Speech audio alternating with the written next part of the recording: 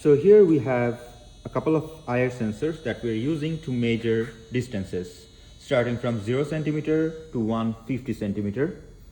And here we have the speaker that we're using to see how the note changes as the distance changes. So as the distance changes from 0 to 150 centimeter, it increases the as we increase the distance, the frequency of sound should increase as well. So we should be listening to different notes. So right now, the position of the obstacle is at 0 location, and we can listen to a really low frequency sound.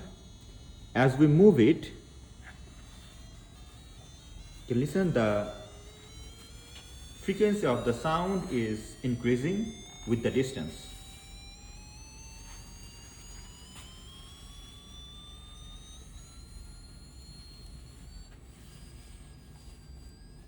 Now it's at 150 and the frequency is highest because the distance is also highest. And if we go back to 0, it should be decreasing as well with the distance.